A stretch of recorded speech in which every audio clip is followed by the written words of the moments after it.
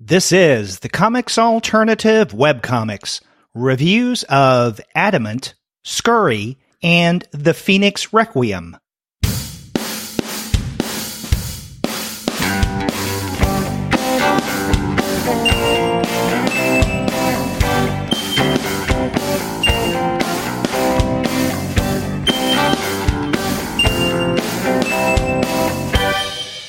Hello, and welcome to another episode of the Comics Alternative Webcomics. I'm Derek. And I'm Sean, and you're listening to two guys with advanced degrees talking about webcomics. And on this month's episode, we're going to be looking at 3 webcomics, one of which is already completed, and the other 2 are currently ongoing, which is an arrangement we usually work with. We're going to begin with Mike Exner and Waryanto's Adamant. After that, we're going to look at Scurry by Max Smith, and then we're going to wrap up with the already completed webcomic Phoenix Requiem by Sarah Ellerton. But before we get to that discussion, we want to let all of you know that this episode of the Comics Alternative Webcomics is brought to you by the good folks at Discount Comic Book Service. Go to their website, dcbservice.com, for all of your comics pre-ordering needs. There, you're going to find all DC, Marvel, Image, and Dark Horse titles at 40% off of the cover price if you pre-order. For all of the other publishers, you'll find that those discounts are anywhere from 20 to 35% off of the cover price. And every single month, you're going to find some unbelievable specials. Sometimes those specials could be as much as 45% off the cover price. Sometimes 50% off cover. But every now and again, you can find discounts that are even more impressive than that. And we'd be remiss if we didn't also talk about their sister company, mydigitalcomics.com, if you prefer your comics in electronics format. And we expect that you might, given that you're listening to a webcomics podcast. There you can find a lot of digital comics from a lot of your favorite publishers, like Alterna and Action Labs and Asylum Press and Boom Studios and Blue Water and all sorts of other great folks. If you prefer to get your comics digitally, they're the place to go. Their books are available in PDF and CBZ format, which means they're DRM free. Definitely a great bonus. And usually you can get a nice bonus purchasing from any of those digital books. You'll get some benefit onto print comics as well. That's right. You know, you really can't go wrong whether you like your comics in printed form or in digital. Check out the good folks at Discount Comic Book Service and their sister company, mydigitalcomics.com. So go to dcbservice.com or mydigitalcomics.com. They will take care of all of your comics, pre-ordering, and digital needs. And after you do get your reading material there, please be sure to send them an email and tell them that Sean and Derek sent you. So, Sean, how are things going in the recovery? Going reasonably well, actually. I'm still doing a ton of rehab here, obviously. Probably will be for quite some time, but definitely making some improvements and got a lot more mobile and agile than I was the last time we talked. So definitely on the up and up here, slowly but surely. Yeah, and you were telling me before we turned on the mic that you could drive, and you actually went to Cake the other week. Yeah, it was a really good show. I wasn't sure if I was able to make that. I wasn't sure if I'd be cleared for that much mobility, but literally the day before the show, my therapist said, yeah, you can go ahead and start driving again. So I took the car out the day before, just drive around the block, make sure I got my sea legs back, and then headed down to Cake to see all the cool stuff that they had, and spent way the heck too much money way too quickly there. That's a fantastic show if you're ever in the Chicago area in the early part of June. It's absolutely fantastic show, well worth checking out. I got to get up there one time for that, at least once. Yeah, it's it's a great show. There's a lot of, and they have some of the larger names there. Trying to think, I'm drawing a total blank on some of their big name guests. They're so big that you can't. Eddie Campbell, I know, was there this year. Carol Tyler was there this year. ML Ferris, she's a Chicago native, so she goes frequently. So you get some big names like that, but then also a lot of smaller folks that you probably haven't heard of, but they're still doing interesting and creative work. Always fun to discover all these new and different things that are going on. So I highly recommend the show if you ever have the chance. Well, I'm glad you had a good time, and I'm glad that the recovery is going well. Well, thank you.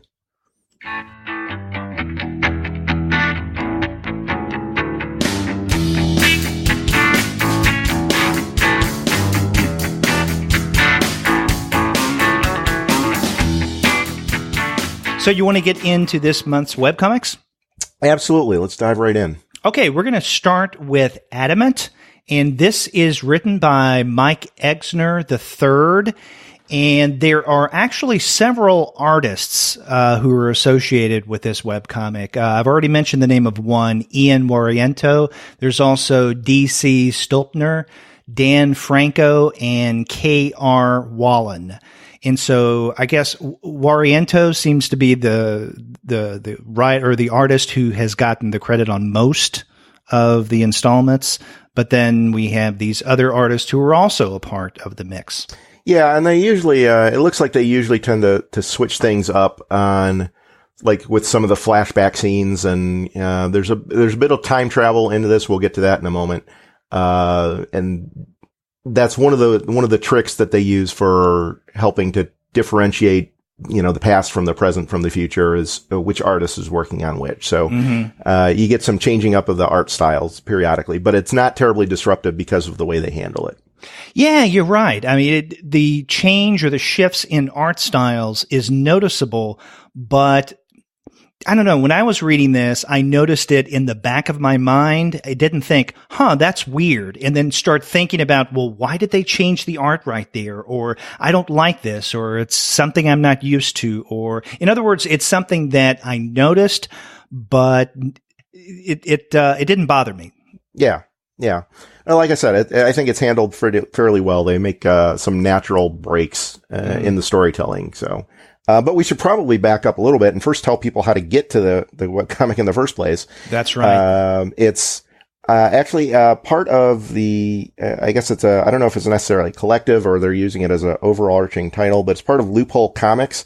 So you can get to it at Adamant, ADAMANT.loopholecomics, all one word, LOOPHOLECOMICS.com. And that will take you to the Adamant homepage, and you can start diving into the comic. Every time you say Adamant or Adamant, because you pronounce an Adamant, I keep thinking of Adam Ant. The old cartoon. Oh yeah, you know what? I cannot get that out of my head too. I keep seeing that little guy. Adamant. Exactly. I can't get that little guy out of my head while I'm reading this. I will say that. Has nothing to do with the comic itself, but it's just kind of sits there in the back of my head the whole time. Yeah. Although one thing that Adamant does have in an association or in common with Adamant, and that is they're both superhero narratives to one degree or another. That is true. Yes. Although this is Adamant, Exner and Waryanto's Adamant is a very different kind of superhero narrative. It's one that's injected with quite a bit of humor. Mm-hmm. And there's the time travel elements, so, which you introduced. So why don't you provide a general overview of what this webcomic is about? Sure. Well, yeah, Adamant is the protagonist here. He's in many respects, kind of a typical superhero. He has the super strength, can fly. I think there was laser vision at some point in there. Kind of a Superman-esque type character, Captain Marvel-esque type character. And he is at the start in the middle of a battle with his arch nemesis, Dr. Alpha, who's bent on taking over the planet. And Adamant is able to thwart Dr. Alpha's plans, but in the ensuing scuffle, there's a giant explosion, and Adamant is sent into the far future. And there's kind of ends up being, and I think I described this to you earlier, Derek, I think I described it as kind of a reverse Captain America kind of situation. And yeah. that, Captain America, as we know the character is, he was this older, superhero that was brought to the present, whereas Adamant is a present day superhero flung into the future. So we get a little bit of that kind of fish out of water, scenario going on. Yeah. And fish out of water with an emphasis. With a big emphasis. So what we have is Adamant in this future world, and he's trying to figure out what's going on, and just general confusion of, where he is, who's the good guys, who's the bad guys. And that proves to be very confusing because one of the good guys in the future is in fact Dr. Alpha, or one of the seeming good guys of the future is Dr. Alpha, his old nemesis that he was literally just fighting minutes before in his timeline. So then as we're going through, we're trying to figure out, how is Dr. Alpha now this good guy? Why is he fighting against this evil overlord who's taken over the planet? Basically how does Adamant fit into this whole picture? And then do we want to say anything about the overlord? Because it's revealed, fairly early on. Definitely by the third issue. And by the way, we should mention that, and this is one of the things I really like about this webcomic, is each chapter is arranged kind of, if you go to the archive page, kind of like a comic book. And so each chapter is more or less an issue of a comic book. And an issue, so to speak, number 3 is when we get the reveal of, maybe even at the tail end of number 2, of who the big evil overlord is. No, it is toward the end of issue 2. That's right. Yeah. And I you know what? Well, I'll go ahead and say it's since honestly, I didn't think it was that huge of a reveal. It's interesting, but it was, because it's a big part of what we're going to talk about, I hope. Yeah. So the big bad guy that Adamant has to fight in the future is himself. So basically at some point in, Adamant's timeline, he essentially decides that the only way to, root out evil is to just take over the entire planet. It's a little bit like, the original Squadron Supreme story. In terms of concept. Yeah. But in this case, we just have one all-powerful entity, and instead of having, a different set of characters kind of taking over, he has to fight himself, just an older version of, and more experienced version of himself. He's not so old that he's like, crippled and decrepit as an old man type of thing. He's older, but still, maybe at the tail end of his prime. So he still has the strength and agility and all the powers that Adamant had as in his youth, that he's just got a little bit more experience to go behind it as well. Right. And in issue number 3, that's where they make their big when they meet one another and may have their big confrontation. And the older Adamant doesn't know what to make of this younger one who's out of time. And he says, you're like I was when I was young, but he hasn't realized, at least as of the latest installment yet, that this is actually him. Right.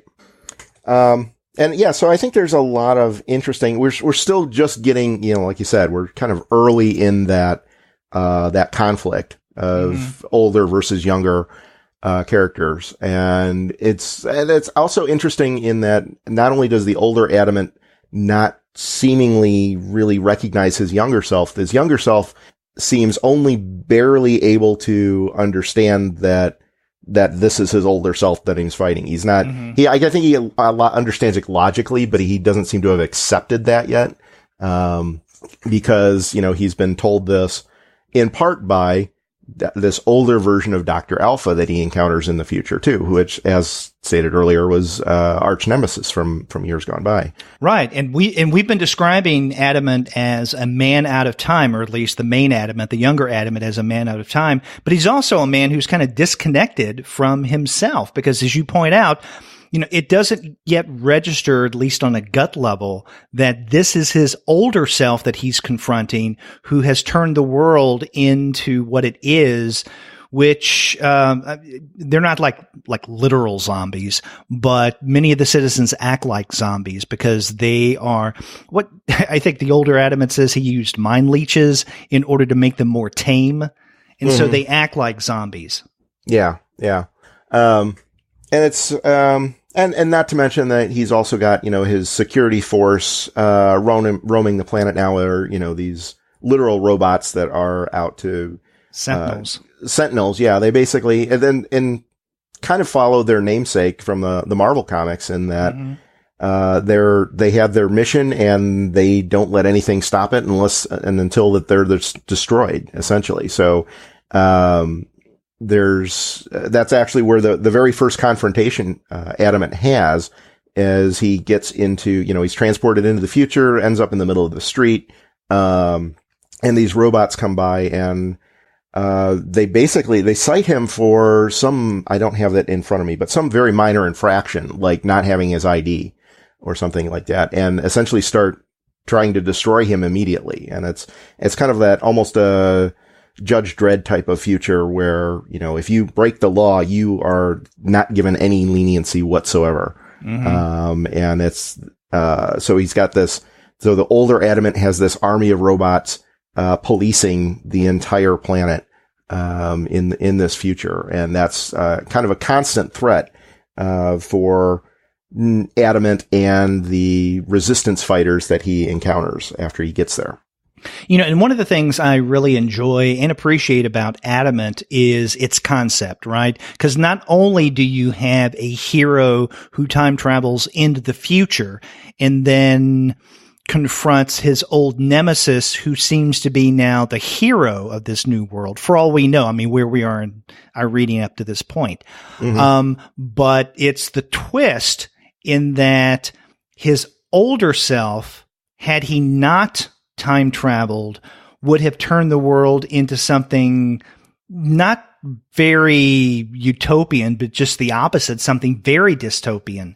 And so you have a hero who is undermined, and then you have a villain who is made into at least what appears to be some kind of hero. So I like the way that Exner really turns these superhero tropes on their heads. Yeah, and I think that's one of the really nice things about this comic too is, like you said, it's turning the tropes on their head. But what I think is great about that is we don't see too many superhero comics in webcomics as a genre. And I think that's a good point. Yeah. And I think one of the reasons for that is because, Marvel and DC have done that very, very well for many, many years. And obviously they've kind of cornered the market on superheroes. And if you want a good superhero yarn, you can find that in the Marvel and DC pantheon. And so I think there are very few people who then try to replicate that online. Because Marvel and DC do such a good job of that, fairly, they have their screw-ups too, obviously, but they generally, on the whole, know what they're doing when it comes to the superhero genre. And so most people don't touch that. And when they do, it ends up being very redundant and repetitive of those Marvel and DC things. You look at that and you go, oh, that's the Batman character. Oh, that's the Spider-Man character or something like that. And you do get a little bit of that with Adamant here. Like I said, there's, kind of that Superman, Captain Marvel-ish kind of, Uberman, mentality character. But the story is so different from anything I've seen in the Marvel and DC books I've ever read.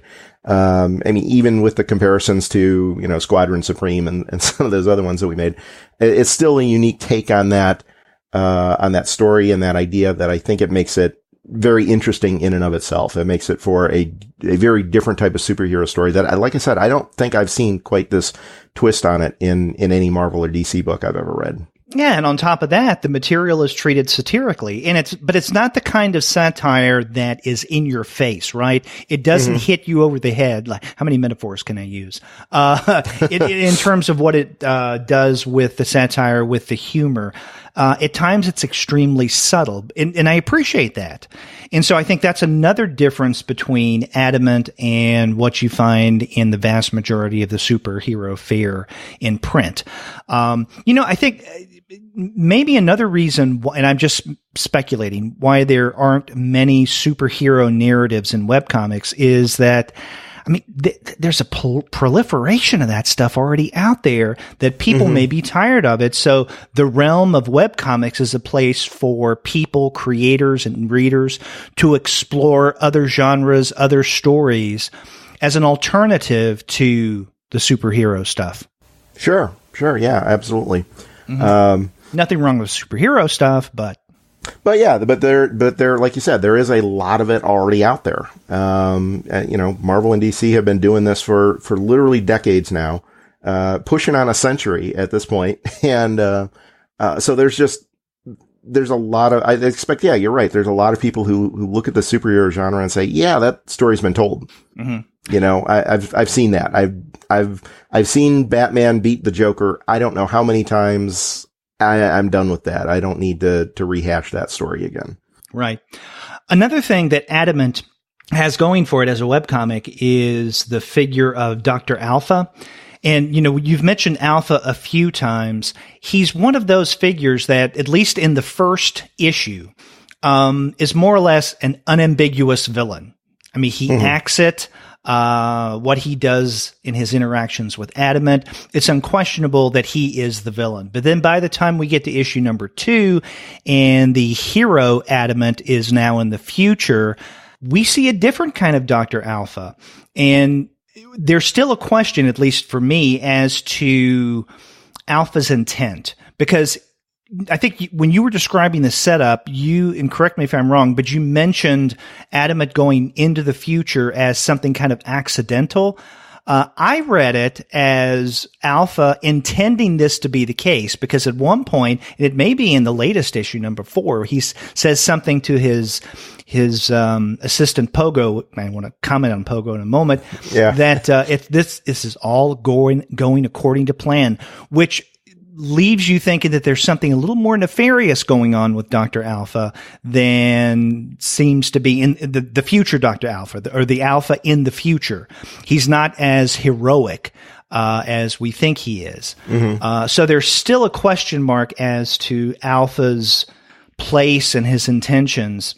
And again, there's a lot of humor surrounding him as well. But it's his assistant, Pogo, that I think carries the bulk of the weight of humor in the story. Yeah, I would agree. And Pogo is a big humanoid blue frog. Of course he is. So I don't know why anybody would think anything else of a character named Pogo, right? Yeah. It's and what's interesting too is, Pogo is. He certainly acts as comic relief in a lot of cases, but he's not a comic character, or not a comic relief character. He's also has, a serious role to play in there. But his manner and his approach to things, because he's literally a genetically modified frog. He used to be a small frog. I think it adds an element of that whimsy to it. I mean, Adamant as the main character has some of that, banter, sarcasm, that you typically get in a superhero comic, right? The Spider-Man riffs on, hey, you're, just making light of the situation, even though it's, deadly, and, bad puns and that kind of thing. But Pogo comes at it from a different, just kind of more of a lighthearted atmosphere generally. He's not making these quips, like a typical superhero comic you would see. But he has this, lightness and kind of bouncy airiness to him. A bouncy airiness. Yeah. And, it comes with being a frog, I think. He's got the legs and whatnot for it. But, he's not treated as a jester character per se, but he does have these comedic moments just by the nature of how he travels and, with bouncing around. And he's, just drawn a little bit more comically as a, anthropomorphic frog, than most of the other characters. So, Yeah, that's a good point. I mean, he doesn't come across as, like a Falstaff figure, right? I mean, he's right. Not intentionally comic relief, but nonetheless, I mean, he does provide the levity there. And, I appreciate that. Another thing I appreciate, and we get this in the most recent issue, which we're in the middle of right now, is, the backstory of Dr. Alpha. Mm-hmm. And so we do get to see him on a more, if we want to call it, human level. Yeah, and I think that's going to be that's going to make things interesting, I think, as we go forward, is, because there's still some question in this future that we're talking about here. What exactly are Dr. Alpha's motives here, right? And Adamant certainly has questions about that. And I think my reading, at least, is that it's deliberately played in kind of a gray area, so that even though some of these rebels that are surrounding Dr. Alpha treat him as the kind of iconic hero, his own actions and words kind of put a gray tone to that and tone that down a bit. And you get the sense as a reader that he's doing this to save the planet, yes, but there's probably some ulterior motives going on too, and we just haven't quite figured out what those are yet. We haven't seen those yet. Right. Now, you described the rebels surrounding Dr. Alpha. They're kind of like refugees, rebels, and they're literally living underground, away from or underneath the world, this dystopian world that I guess we can call it the future Adamant has created. Yeah. It's almost I'm trying to think. I've seen the underground, taking over the subway thing before. It reminds me a little of, the Morlocks from the X-Men or the Morlocks from H.G. Wells. It's kind of got a little bit of that going on. Maybe some shades of Planet of the Apes. That's what I was thinking of. Yeah. Yeah. So the little hints of that. Nothing overt, I don't think, but definitely the underground here is both figurative and literal, in that sense. Mm-hmm. Yeah. Now, one of the things that strikes me, having read all of Adamant up to this point, up to where we are now, is there doesn't seem to be that much there, given the fact that this webcomic began on January 2015. Do you have that feeling? Okay, especially when you compare it to the next webcomic that we're going to look at. Yeah, in terms of volume, I don't. That's something that I appreciate, though. I see where. It's not a knock. It's not a knock. Yeah, no, it's because what they're doing is each one of the updates. You get basically one page of however many panels that turns out to, but the pages aren't like your typical comic book page size. They're like half that. Mm-hmm. So most of the updates, you're essentially getting half of the update of, you'd see in somebody who's doing a full page update and trying to do it as a full page. They're giving these, basically these half pages. And it looks like to me that they're designing these pages for a print format ultimately, but breaking them up a little bit differently for the webcomic. And what I think the real key is, you can see that on the February 11th and the February 19th updates, in that most of this year? Yes, from this year.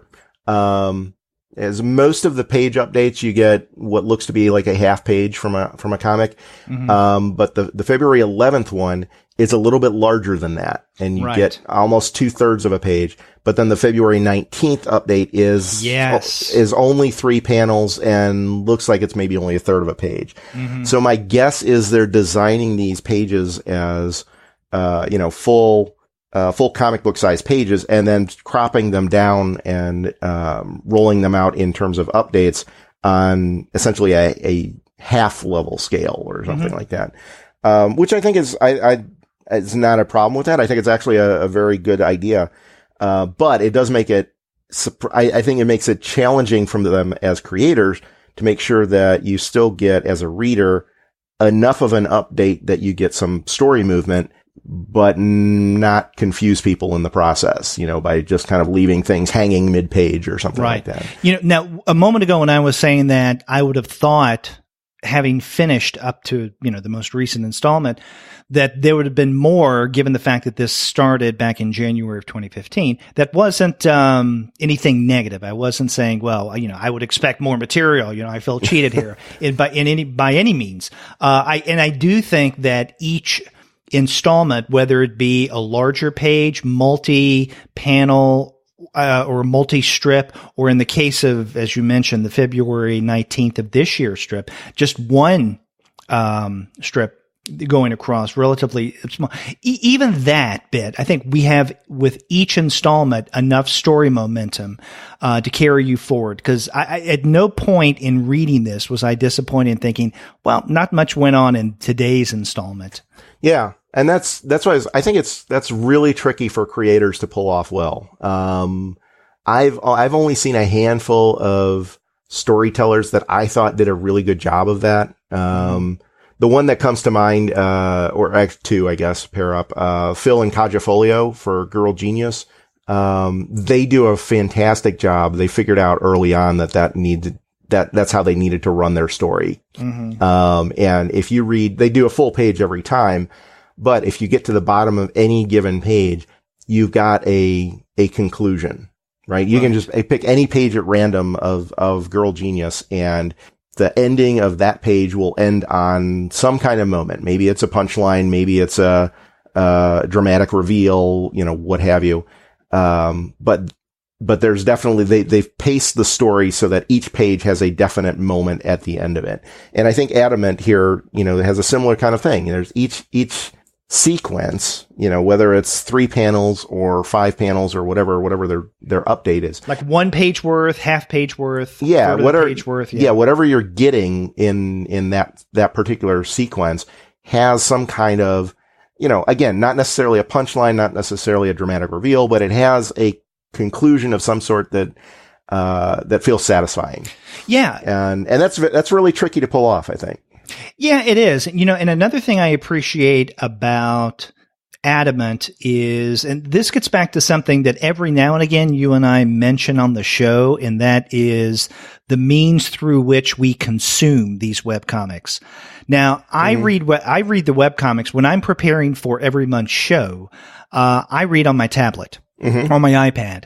And something like this is perfect for the iPad, perfect for the tablet, because I don't have to scroll down very far to, if at all, to see all of the page, because the vast majority of the installments are half pages. Right. More or less. And so it's easy for me to see that all on one screen without having to, scroll down, which is really not that much of a big deal. But nonetheless, I appreciate that. I like that, to where I can just, tap a page, go to the next, can read that, tap again. I don't have to scroll down and tap, and then so on and so forth. So yeah. I like that. Yeah. How do you read your webcomics? Is it through a desktop or?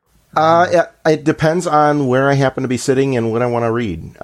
In this case with Adamant, I happen to read this on my desktop. The other two that we'll be discussing today, I read on a tablet.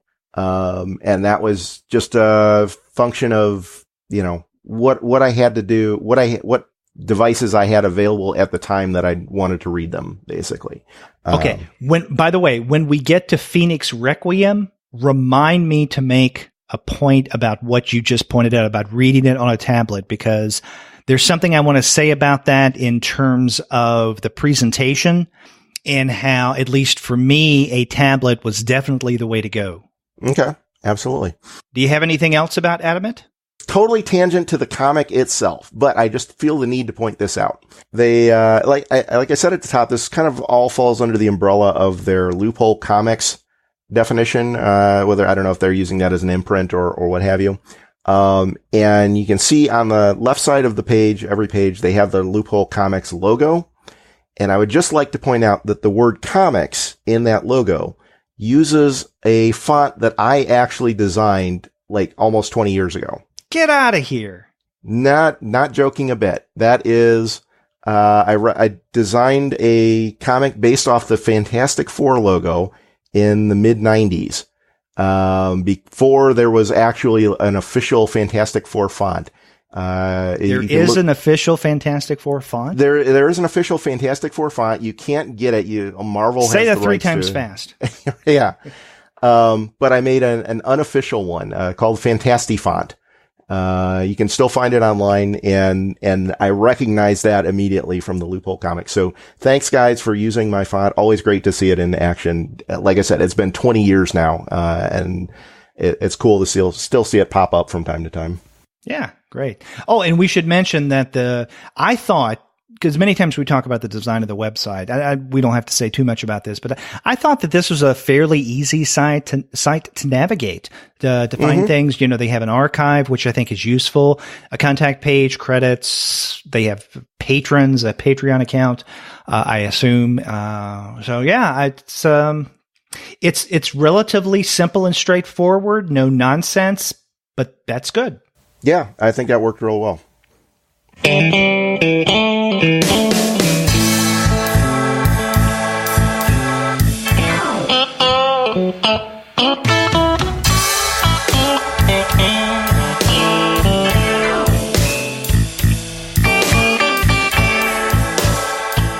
Okay, now we're going to look at the second webcomic that we're going to be discussing this month, and this is Scurry by Mac Smith.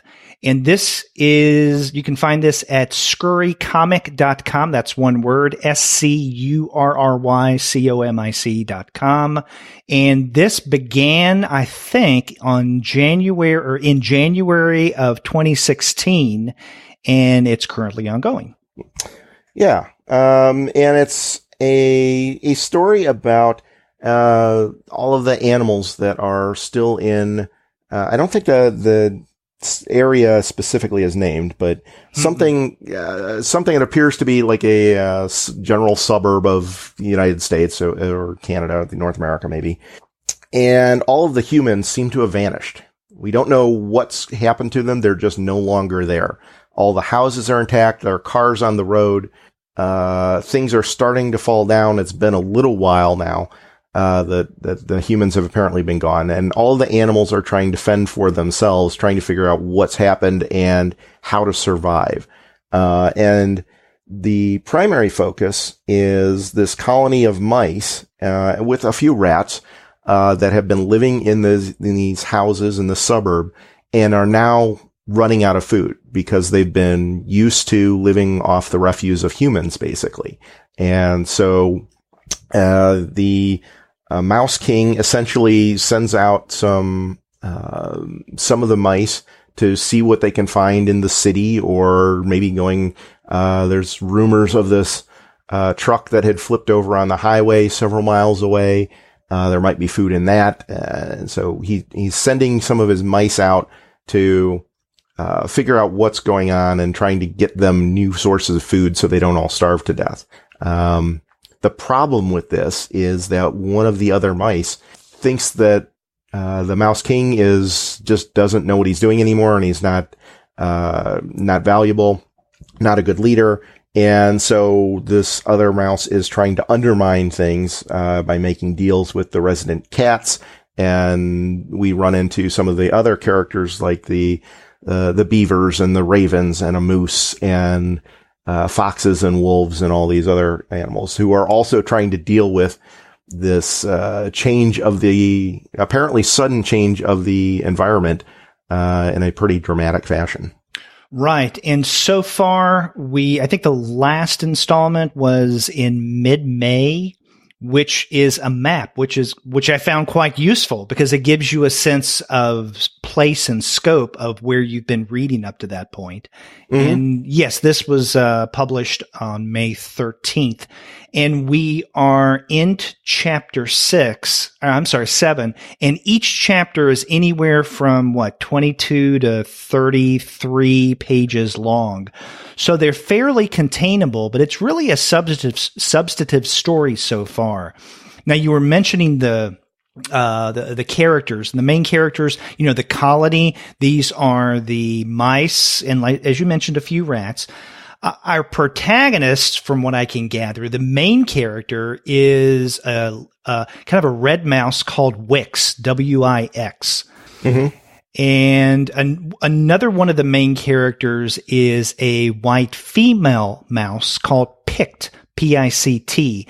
And there was, up until recently, this relatively long story arc where Pict is taken away from the colony through, it's a hawk, I believe it is, who carries her away. She happens to be in, she finds refuge in a birdhouse. Yeah, that's right, a birdhouse. And then the hawk takes the birdhouse away and is on the way to flying toward a mountain. And Wix feels like he has to go find her. And so for a while, I had this Finding Nemo vibe as I was reading this. Did you feel the same thing? I didn't make that connection myself, but I can totally see where you get that from. Yeah. Yeah. But there's much more to the story than that. As you mentioned, there is one of the mice that or actually more than one of the mice that we learn over time that is trying to undermine the colony. And the way that the creator, the way that Max Smith has divided, because they have a cast page, which I always find useful. Especially in preparing for our discussions for these episodes, because I don't have to write down the names. He divides the cast into the colony, the mice and the rats, the cats, and then the others. And there are quite a number of others. You mentioned beavers. There's a big moose. What's the moose's name?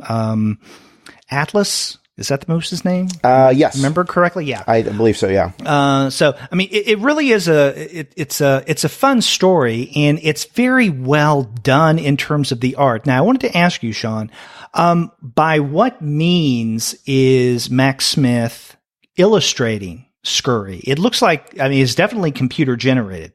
Yeah. My guess is, I don't have any hard evidence of this, but my guess is he's basically just painting it digitally. And I would assume Photoshop, but that's not necessarily the case. But it reminds me it's the very first thing I noticed about the comic. Obviously the visuals come across before you actually get into the story. But the visuals here are very powerful just because it's illustrated so lushly. And it reminds me of, what's his name? Kazu Kibushi, does the Amulet series. It reminds me of that level of kind of gorgeousness, where you just look at it and you go, holy cow, that's just a really fantastic painting. Clearly digital, but just a really fantastic painting of, whatever it is, the wolves or the mice or the moose or what have you. And everything is, very lushly illustrated. All the backgrounds, all the characters, a lot of fantastic shading, a lot of depth of field going on. Some of a lot of the pieces, they'll be, you'll be looking through the trees or the bushes at whatever the action is, and the stuff that's in the heavy foreground is kind of blurred out a little bit so it doesn't distract you. It's phenomenally well illustrated. Just take a look. Even if you don't read the story, I highly recommend you just look at it for a little bit just to see some of this artwork. It's really, really well done. It is. And although I really enjoy the art, and you're right, it's lush, beautiful to look at times in reading this webcomic, I wondered if maybe it's a little too polished. And maybe that says something about my sensibilities, that I wanted something a little rougher, something. In other words, I felt that there's something about this that is a little Disney-fied. In other words, I thought, how many times can I say in other words? This seems to be the most Disney-esque webcomic that we've read since we've been doing this series. And that's not a knock on this. It's just, it's something that if I saw that this was produced by the Disney Corporation, I wouldn't be surprised. And I guess that's to Smith's benefit. Yeah, I can kind of see that now you mention it. I think part of that probably stems from just the fact that we've got a lot of talking animals going around. Yeah. So there's obviously Disney made a bit of a career off the talking animal genre. So there's some level of that. But no, I had no problem with the art. I know you're not saying you had a problem with the art, but I didn't feel It's almost too perfect, you know? I mean, and that raises the question. I mean, can illustration be too beautiful, too perfect, too well done to where it gets to that point and it may potentially turn off a reader? It's possible, I suppose. I've never personally encountered anything that I've ever thought was just so gorgeous I was not going to read it.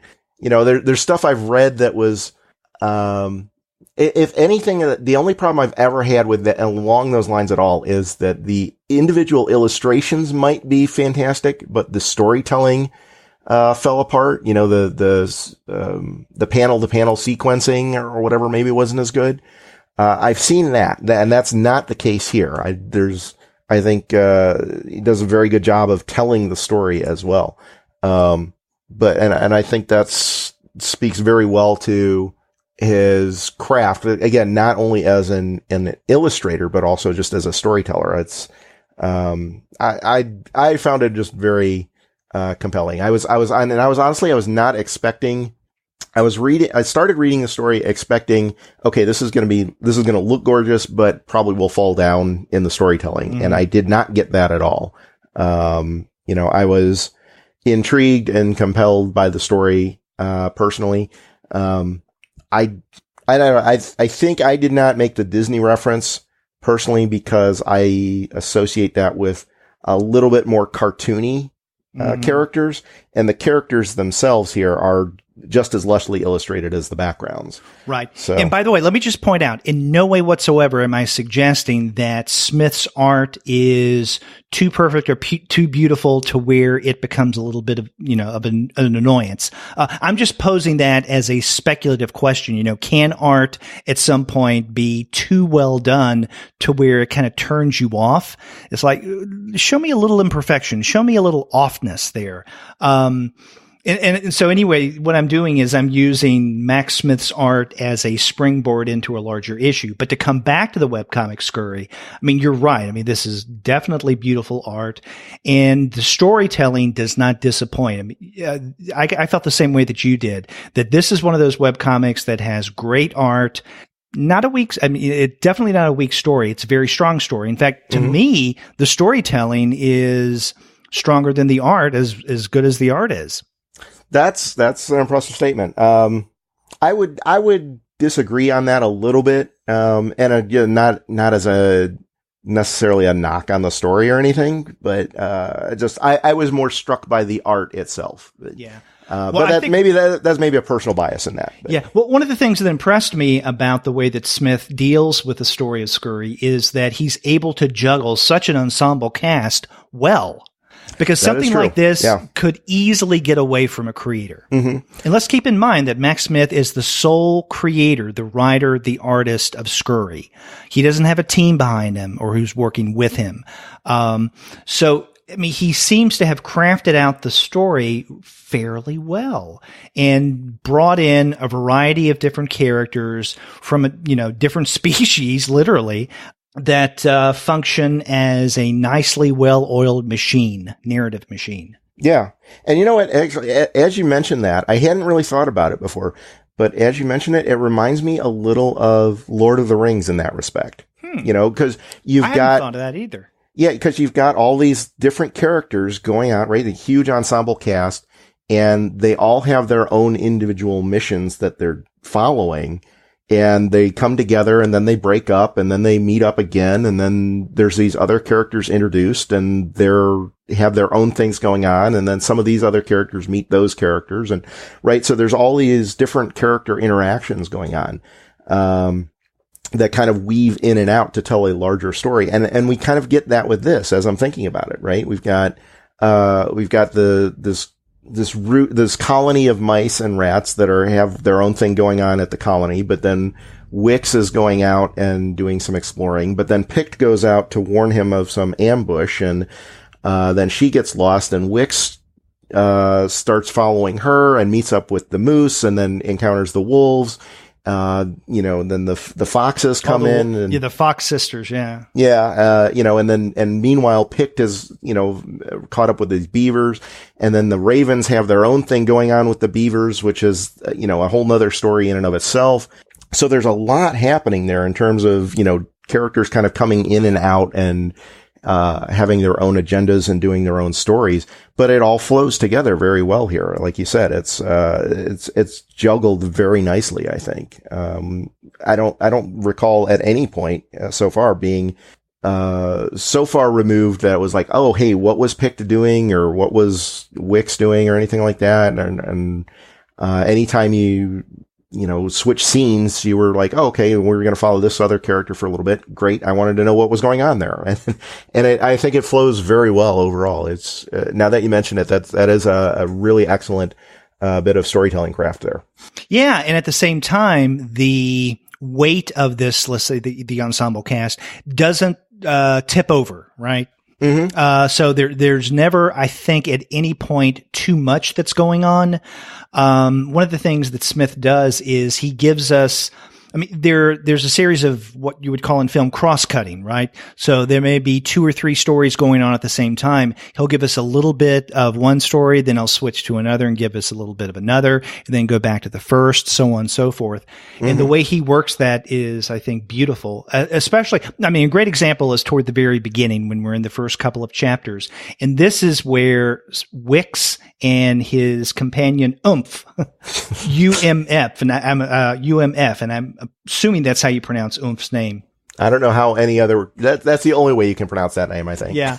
And he's kind of a rotund mouse.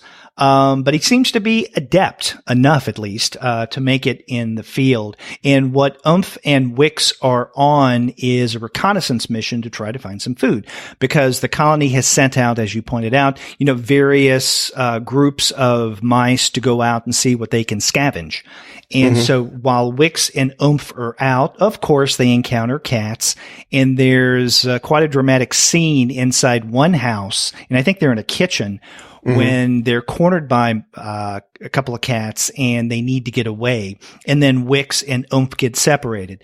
So this storyline is presented nicely alongside what's going on back at the colony, because then we have Pix and I think it's her father, who is the king mouse, or the leader of the mice, of the council. Yeah. Mm-hmm. And it's about what they're talking about, what they're doing, and what they're debating about their future. And then along with that, you have Resher. And the names are rather appropriate here, right? Yeah. There's something about the name Resher that suggests there's something not quite right. He's gonna get to people and he's trying to get his way. And that's actually, one of the main mice that is, undermining. And that's not giving anything away here. There's one mouse that we won't mention who at first seems to be on the up and up, but then later on we learn is an association and even the superior of Resher. Yeah. Yeah. And again, going back to that interesting thing of the characters interacting and all having their own agendas and, mm-hmm. and acting under their own thing. And that's one of the things I found interesting, about the story just generally is, seeing that, you've got these characters who, again, they all have their own standing. They all act as characters, right? We don't have, I think they're the only characters that you might consider 2-dimensional are the ones that only have like one line and they're just in passing or mm-hmm. something. All the characters seem very fleshed out and, they all have their own plots going on. They all have their own stories going on, which, again, works very well and handled very well. Yeah. And I want to come back to something that you pointed out at the outset when you were giving a really nice premise of what Scurry is all about. Mm-hmm. This is a world without humans, and it's been a world, at least the world of these animals, without humans for quite a while, to where they have been able to mark their own territory, to do their own thing, to run out of food.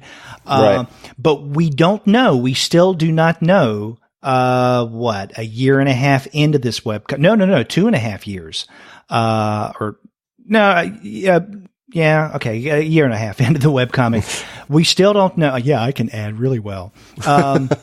That, why the humans are away. And every now and again, one of the animals will make a comment about the human absence.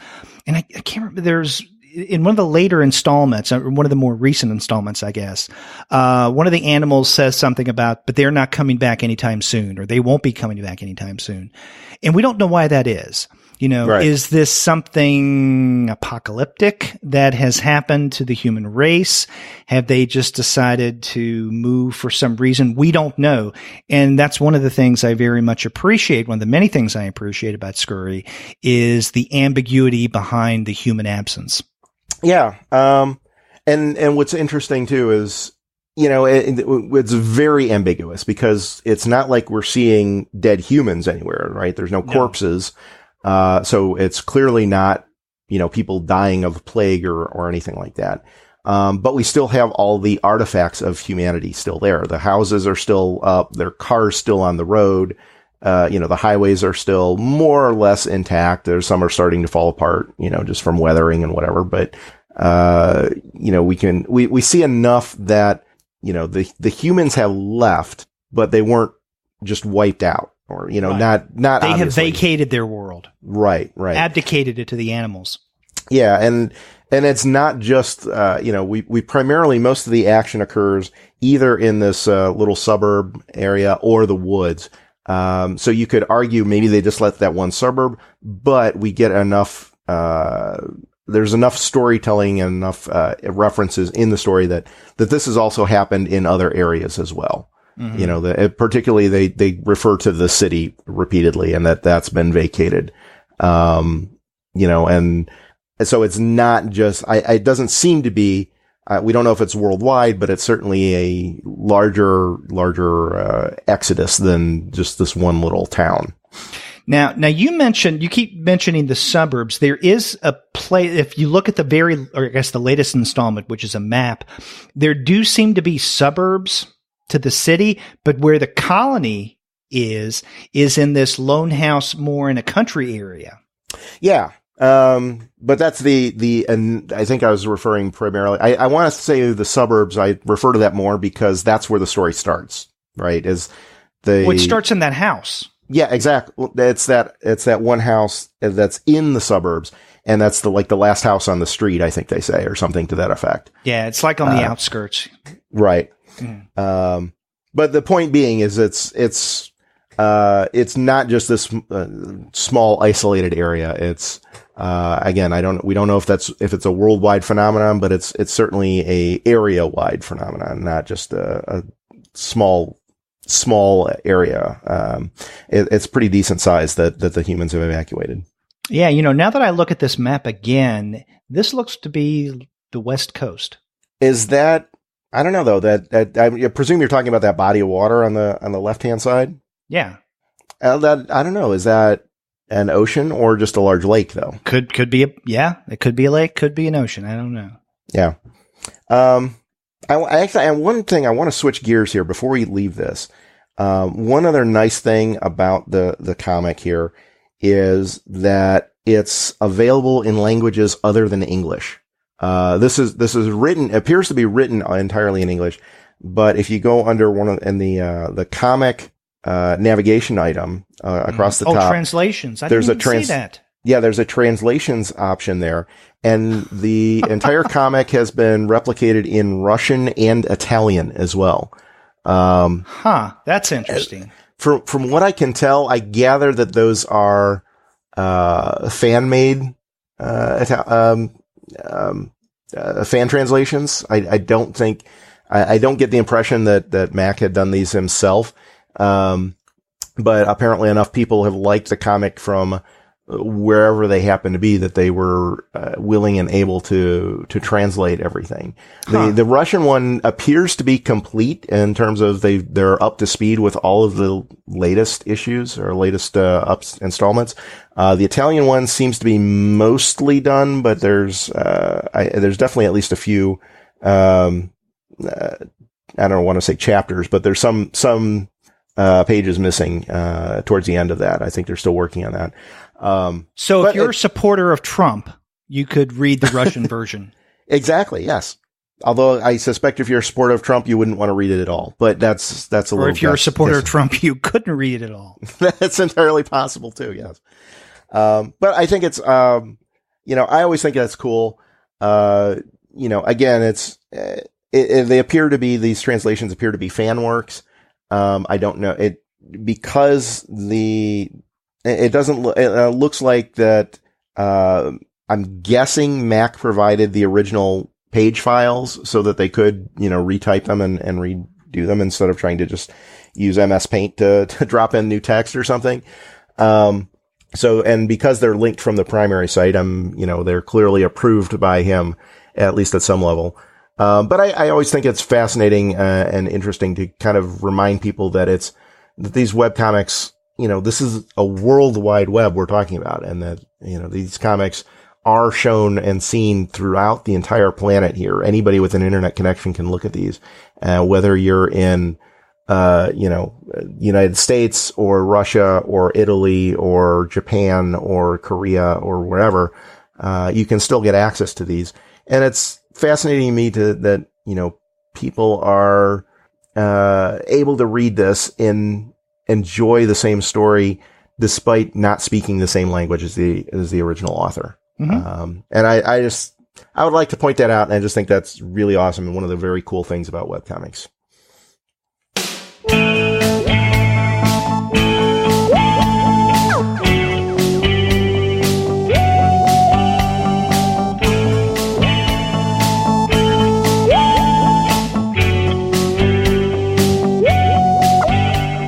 Sean, you want to move on to the final and completed webcomic that we're going to be looking at for this month?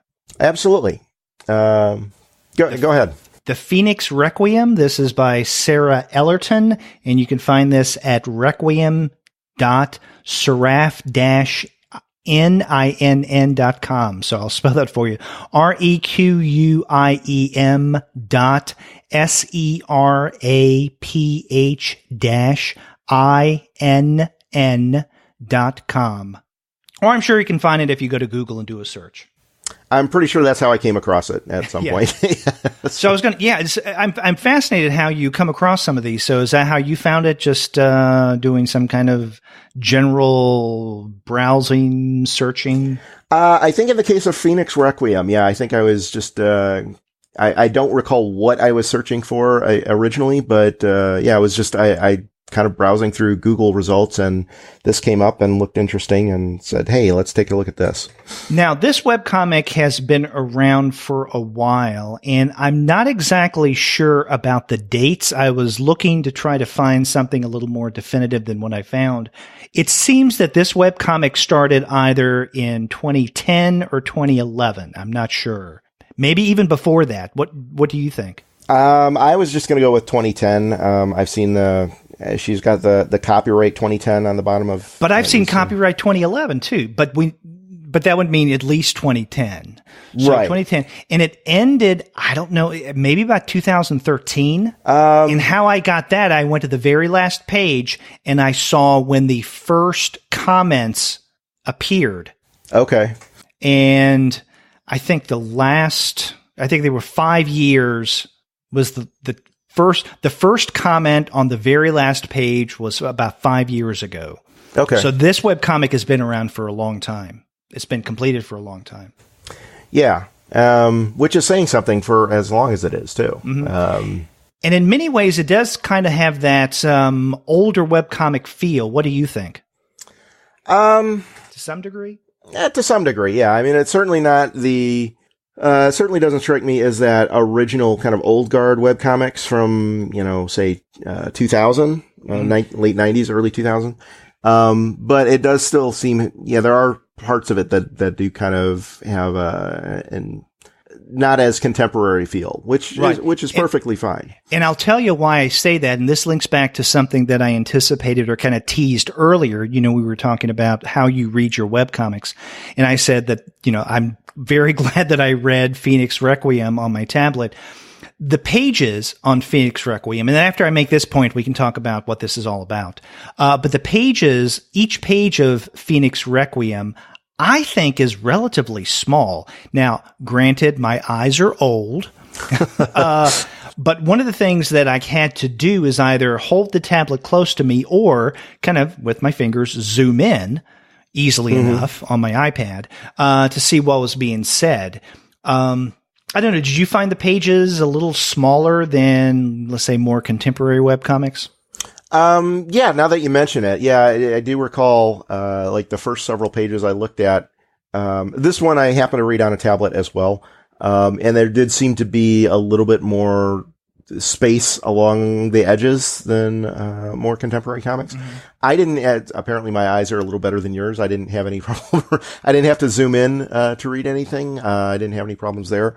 But yeah, now that you mention it, I did have that little thought, initially that the pages seemed a little smaller than a lot of full page webcomics that we typically look at these days. Okay. So if we were going to introduce a reader, an uninitiate to the Phoenix Requiem, how would we do so? It's an interesting character story, kind of set in a vaguely Victorian era, little steampunkish, with hints of magic going on. And just hints? Okay, strong. Okay, well, no, you're right. I mean, it's not like this Dungeons and Dragons kind of magic, but there's supernaturalness going on. Yeah, there's a lot of supernaturalness going on, a lot of spiritualism and spirits and that kind of thing, but not a whole lot of actual magic per se. No mages. Yeah. But, so what happens is we start off is we have this, male character, literally stumbles into, the town in the middle of winter, by himself with a couple of gunshot wounds in him. The local nurse, a practitioner, kind of takes him in and tries to get him to recover. He's like comatose for an entire week, something like that. And as we start learning about him, or as the other characters start learning about him, we start learning, that there's these, not quite invasions, but, people start seeing these spirits and ghostly images that start coming around, and they start interacting more and more as time progresses. And eventually to the point where the spirits seem to start, taking over the ash of burnt corpses. Apparently one of the practices in this particular town is they don't bury their dead, they burn them. And the spirits seem to be taking over the remnants, the ash, and becoming, physical manifestations of, I don't want to say demons, but, ne'er-do-wells, I guess. Hold on. Now, you were saying that the spirits take on the ash in order to become what they call shades. I thought it was the ghosts who took on the ashes in order to become shades, because there's something kind of ethereal about the spirits. And these spirits primarily surround Jonas, who's the male protagonist that you described. Yeah. And I guess that's a kind of a misspeak on my part. I was kind of equating ghosts and spirits as the same thing, but you're right. In this particular story, spirits are different than ghosts. And it is the ghosts that take over the ash, and become these ash creatures that, start terrorizing the town. So then the story then revolves around, figuring out where these ash creatures are coming from, where the ghosts are coming from, how they get rid of them, what connection do they have to Jonas, which is this character that I said was just kind of randomly stumbled into the town bleeding to death, of a gunshot wound. And then how these spirits, which, as you pointed out, are different than the ghosts, and what their connection is to all of this. Yeah, the spirits are like, I don't know if this makes sense, ethereal elves. Yeah. Except very silent, very stoic. Right. And ethereal to the point that most people can't even see them. Right. And there's some kind of association between Jonas and the spirits, and that's one of the big mysteries that propels the narrative. Yeah. And what's interesting is, or one of the things that's interesting is that, Jonas himself, who's essentially one of the protagonists, he himself doesn't know the full extent of why he can interact with these ghosts and spirits and the ash creatures, in ways that other people cannot. He does have some understanding of it, but not a complete understanding. So as readers, we're getting hints of what he can do. But he's very closed-mouthed about it initially. So, we're kind of interacting. We're kind of in the same role as the townspeople in terms of trying to figure out what's going on. But then when we do get, I don't know, maybe about halfway through the story, 3/4 of the way story or something like that, we do learn enough about Jonas that, we figure out kind of how he can do what he can do and interact with these spirits and ghosts and everything. But since he still doesn't know everything himself, there's still an additional mystery as he tries to figure out the full extent of what's going on. Right. And this association between Jonas and the spirits has something to do with his now dead wife, Cassandra. And we don't know much about Cassandra. And again, that's another one of these mysteries, or another facet of this mystery that propels this story. And so we don't know about what kind of relationship they have, and little bits are teased out here or there. But even though Jonas knows that he is visited occasionally by a spirit, almost like a dream, of his dead wife, he's not yet sure about the links between his dead wife and the spirits. Now, helping him along the way is what is arguably his main love interest in this story, and that is, as you mentioned, the nurse, who is studying to be a doctor. So she wants to be something more than just someone who helps a doctor. And her name's Anya. And Anya is, I don't know, I found Anya a very strong character. And that was, I think, one of the big pluses of the Phoenix Requiem from where I sat. Yeah, absolutely. I mean, there's definitely a love story going on between Jonas and Anya. But it's not typical in a lot of love stories is she doesn't just throw herself at him and give up. She's not passive in any way. Yeah, she's not passive in any way. She's still, there are several instances where she actually has to make a choice between helping Jonah or running after Jonas, and her profession and furthering her profession. And in just, I think, if not every case, virtually every case, she chooses her profession first. And not without merit too. It's not, she's just, okay, well, I'm just dedicated to my job. She's, sits down and weighs the pros and cons and says, wait, if I leave, then people will die here. I'm right. The only. Of course, many times her profession and Jonas are one and the same because Jonas is so screwed up at times. Yeah. With his gunshot wounds and his addiction and she has to care for him. Not eating. Yeah. And because there's some, I'm sorry, that reminds me, him not eating. There's something, again, one of the, part of the mystery is he feels that he needs to be near death in order to help the spirits. Now, that may not make much sense. And as you're reading this, again, it doesn't make sense, but that's one of the mysteries that is propelling this story. But he'll almost starve himself at times. He'll take too much morphine. In other words, he'll be right at death's door, but he knows he can't die for whatever reasons. And we don't know, at least early on, or at least throughout most of this story, why he can't seem to die. Right. He's an enigma. He's very much an enigmatic character. And on top of that, once we do start getting little flashes of his past, those are still enigmatic as well. He refers to, spending many years in an insane asylum. Hyde Asylum. Yeah. Yeah. But we don't get many details about that, at least not right away. So people say, okay, I found out that this, I'm trying to, some of the other characters are trying to find out who this guy is, and they trace him back to the insane asylum, and then they get to the insane asylum, and then there's this big blank hole there, and, in terms of information. Okay, what do you do about trying to find out what he was doing before? Why did he go into the insane asylum in the first place? And there's a whole, kind of a mystery around that. It's interesting, for as long as the story is, and I think what it ended up being like something like 800 some pages, right? 800 pages. And yeah, we've been talking about some of this information being teased out over time. Okay, listener, don't think that relatively quickly, some of this information you'll get. When we say it's teased out over time, this thing is 800 pages long. We have 25 chapters over a total of 5 volumes, 800 pages long.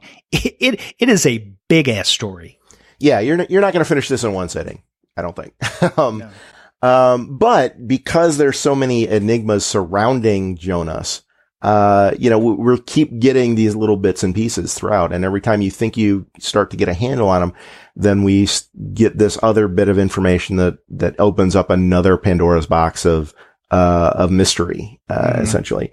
And that propels a decent portion of the story. It's certainly not the only thing going on in the story, but anytime we're really dealing with Jonas as a character, or the primary character, we're getting these, mysteries of who he is and where he came from and how he's interacting with the spirits and the ghosts and the ash creatures, the shades. So, there's a lot to cover, but there's a lot of interesting little twists in there. And although the main storyline does revolve around Jonas's relationship with Anna and then the mystery surrounding him and the spirits and all of that, there are quite a number of supporting characters that I think add a bit to the story world. In other words, they kind of flesh things out. To me, one of the most colorful characters, whether you like her or not is another matter, is Petria. Oh, yeah. She's a former, I guess, prostitute, you could call her, although she never refers to herself that way, but who now lives in the town of Esk, which is where this primarily takes place, and just does things and helps people. So if someone needs help in the field, she'll help them. If someone needs, help within their shop, she'll help them do that. But she's also very close friends with another supporting character, a guy by the name of Robin with a Y. And he's a former soldier who feels a little self-conscious because I think he was discharged from the military because of cowardice, right? I don't recall if he was discharged because of cowardice, but I know he feels that he was a coward. Yeah. That's it. Yeah. And then another character that becomes important is a police officer by the name of Armand. And he is in search of Jonas. I mean, he finds Jonas, but it's not just searching for the physical presence of Jonas, but it's the mystery surrounding Jonas. And so throughout much of the story, he's trying to put pieces together a la Columbo. I mean, not as adept as Columbo, obviously, to kind of figure out what's going on with Jonas and the mystery surrounding him. Yeah. And, I would actually argue, and it's not like Armand here is a bumbling character like an Inspector Clouseau or something. He's maybe not quite as quick as Columbo, but he ultimately he does figure out a lot about Jonas, and in fact he's in the later parts of the story. He's in fact helps get some of the information that Jonas is trying to figure out about himself. Mm-hmm. And we learned through Armand, several things about Jonas's past that Jonas is either unable or unwilling to talk about. And, the character of Armand is not, he's there as a foil, but not as a, fully formed figure. Well, I would say not as an adversary per se. He's a foil, but not quite an adversary because he doesn't, I don't think he formally arrests Jonas at any point. Although he does convince him to go along, back to the asylum later in the story. But I don't believe, if I remember the story correctly, I don't believe he actually arrests him or drags him there physically or anything like that.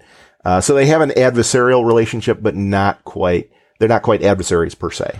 One of the things that struck me about the Phoenix Requiem is I didn't think I'd like it. And then I did, because if you look on the About page, it's described as, it says, the Phoenix Requiem is a Victorian-inspired supernatural fantasy about faith, love, death, and the things we believe in. Okay. Had you just given me that description, if I saw that description before I started to read that, I think I would have been even more resistant. Nothing wrong with that description, and I think it's quite accurate. It's just there are parts of that aren't in my wheelhouse. In other words, Victorian-based or inspired, especially narrative, It's okay, but I don't know. I can do without it. Supernatural fantasy. I don't know. I think of young adult fiction. And again, nothing wrong with that. It's just not the kind of narrative that I gravitate toward. And so you put those together, and it's something I wouldn't think that I like. But then once I got it took me about the first chapter to really get into this. And I thought, I am into this story. I like it. I want to continue. Yeah, it's I think Ellerton does a really good job. I think with the characters she's got. I think there's a lot of this story is, like we said, is propelled by this kind of mystery surrounding Jonas and the spirits and the shades and all that.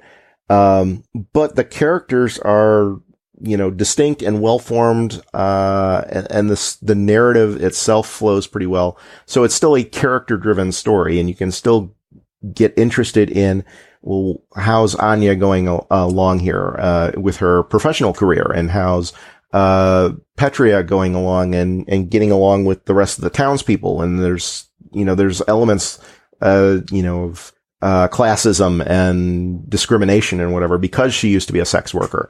There's elements of that kind of thing. So there's a lot of interesting little character dynamics going on that I think bring you into the story, even if some of the superficial trappings of the Victorian-inspired and supernatural fantasy or whatever aren't necessarily your cup of tea. That's a lot of that strikes me as window dressing. People dress, all the characters dress in kind of Victorian-ish clothing, and you can kind of tell that. There's a few instances where it kind of touches into social mores of, whether or not it's appropriate to sleep with somebody that you're not married to, that kind of thing. There's some stuff like that kind of set it within a Victorian-ish, realm, but it's not overpowering. It doesn't feel like, it feels like you could take this story and pretty reasonably drop it into a more contemporary setting without having to change a whole lot other than some of the visual aesthetics. Right. And when we mention that this is Victorian in nature, it's, as the about page tells you, it's Victorian-inspired. So this is not set in any kind of world that is historical or that we are definitely familiar with.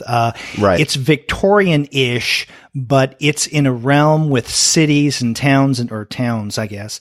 And there's the big city is one Auburn. city, yeah. Auburn. It's not of our world, but basically what Ellerton has done here is to create her own world based on ours. So basically taking our world, spinning it a bit, and coming up with something very recognizable. Yeah, and it's spun just enough that it's unique to her, but not so much that you could almost see this getting dropped into a strict Victorian setting, and I don't think it would need to change all that much either. Like I said, it's no one says governor. Yeah, exactly. That is true. It's very, because, like I said, it's a very character driven story. So it would be easy, I think, to change the setting, to change some of the aesthetics and not have a huge impact on the story itself. True. Which I think is probably why, Derek, that you were able to get into it and enjoy it as much as you were. Cause it's not dripping with this Victorianness, or it's not dripping with the supernatural fantasy. Those elements are certainly there, but it's not the predominant reason for the story. It's not the predominant elements of the story. Right. That's a good point. Yeah. I'm looking at the about page again, and it says at the bottom, warning, contains horror, violence, supernatural themes, drug use, and brief suggestive content. Now the drug use is, I guess, Jonas taking a little bit too much morphine. Yeah, there's a couple of instances where he's overdoses, or very nearly overdoses. So it's not like he takes heroin or, pops some ludes or anything like that. Yeah. Yeah, the drug use and brief suggestive content is pretty minimal. Yes. And I think this is a tame enough comic. Yeah, I think that the brief suggestive content is the implication that Anya and Jonas sleep together, and it's not actually even shown. Well, we do see almost that at one point. Yeah, I think you see Jonas with his shirt off and them on the couch, and her with something off, but he's in front of her or something's covered. Yeah, I'd say that's there's not a whole lot there, and very, very brief and very much more on the suggestive side than explicit. Yeah, and the site is navigable. It has a pretty nice character list. Navigable archives. That's, relatively straightforward. It's got an FAQ page, a forum. Actually, I checked the forum and people have even contributed to it this year, as long as this webcomic has been around. Mm-hmm. It's fairly well, and kind of like Adamant and even Scurry to a large degree, kind of simple, no nonsense design, which I appreciate. It's not easy to get lost, in other words. But readers should know that this is quite a long webcomic. So if you begin reading it, you need to commit yourself. Just not all in one sitting. That's right. And I will say, actually, in particular with the archive, I think she's handled that very well, because with that length in mind. I know I've seen other webcomics that maybe aren't quite this long, but some of the longer ones, often have trouble, trying to navigate through the archives, and they might truncate it by saying, just go to the first page of each chapter or something like that. Her archives page, you can immediately hop to any specific page that you want in the entire thing, of the whole 800 pages, but it's still fairly navigable. She's got things broken down by volume and then by chapter. And the chapters are fairly short. I think they mostly run in the 20 or 30 page range. So it's real easy. As long as you remember what page number you're on, you can jump right back to wherever you were, when you take a break, because you'll need to get up and take a break at some point. Oh, yes.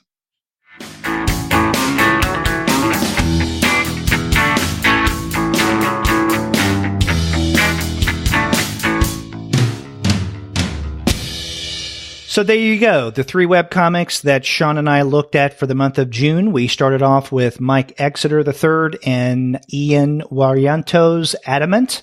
After that, we looked at Scurry by Max Smith, and we wrapped up with Sarah Ellerton's The Phoenix Requiem.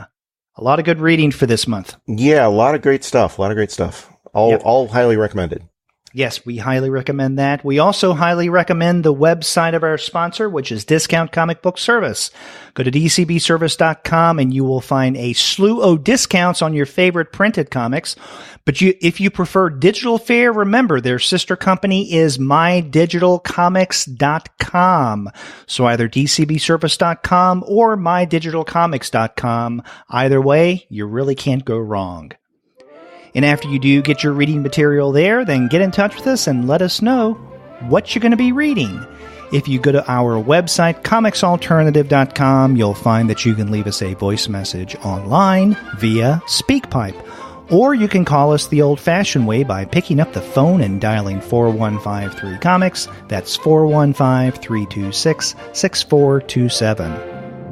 Or if you'd rather send us a link perhaps to maybe a comic that we should check out, or have some other text-based way of communicating that you'd like to get in touch with us, you can email us at twoguys, TWOGUIS, at comicsalternative.com. Or you can email me directly at Sean, SEAN, at comicsalternative.com. And I'm Derek at comicsalternative.com. And you can find us all over social media. We have accounts on Twitter, Facebook, Tumblr, Instagram, Google+, Goodreads, Pinterest, YouTube, Slack, and Discord. You can subscribe to the podcast through Apple Podcasts. You can stream us on Stitcher. You can also find us on Spotify, on TuneIn, on iHeartRadio, and on Google Play Music. But you can find every single one of our podcast episodes, as well as the reviews and comics-related commentary that we post on our blog, simply by going to our website, comicsalternative.com. A lot of ways for people to get in touch with us, Sean. We try to make it easy for everybody. We do. And, Sean mentioned a moment ago, sending us an email if you have a suggestion of a webcomic you think that we should discuss. But whether you email that to us or use some other means, we'd like to hear from you. I mean, what kind of webcomics are you reading? What do you appreciate? And what might you recommend we take a look at? We'd like to hear from you, and we will be back next month with more webcomics goodness. Until then, I'm Derek. And I'm Sean, and we'll see you next month.